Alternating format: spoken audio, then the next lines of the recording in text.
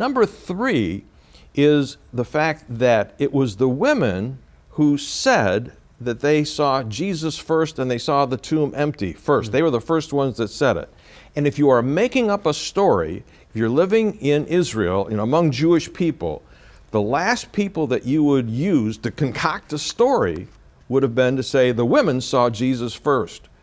The Jewish historian Josephus tells this about the testimony of women.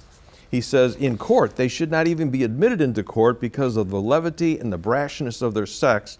So women are worthless in terms of giving testimony. So why in the world do we find the fact of the women in the gospel accounts being the first ones that saw Jesus and the tomb was empty? Because it happened. The only reason is that because it was true, they saw the risen Jesus. All right? The other thing I was thinking, John, was that these accounts in the gospel are not hearsay, but they are actual accounts of actual witnesses. People who saw him crucified, who saw him buried, and who actually saw that he was not in the tomb. And today in a court of law, hearsay is not permitted. So if you're talking about something that is historic, you need to have eyewitness accounts. Yeah. And even when you mentioned Joseph of Arimathea, it struck me that names were mentioned.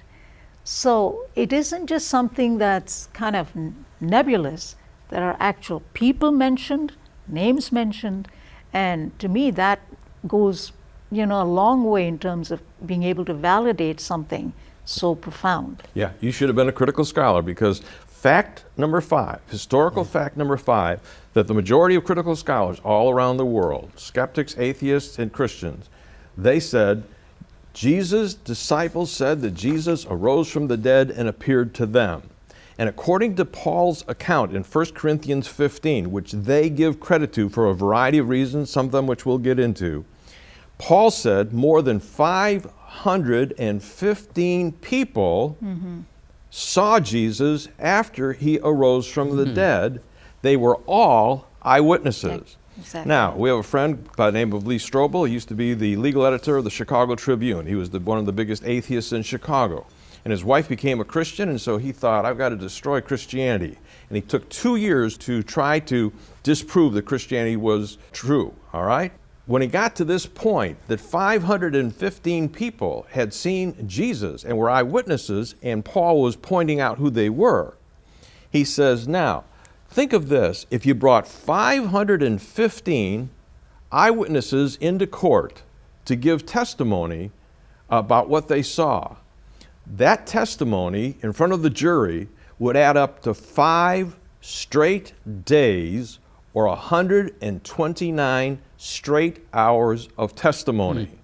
He said, how many jury members, after listening to 515 eyewitnesses give testimony for 129 hours, would walk away and say, it never happened? Yeah. Okay? I mean, sometimes we condemn a person on just one eyewitness. Here we have 515 people. And so the critics say this is pretty solid evidence that Jesus actually rose from the dead.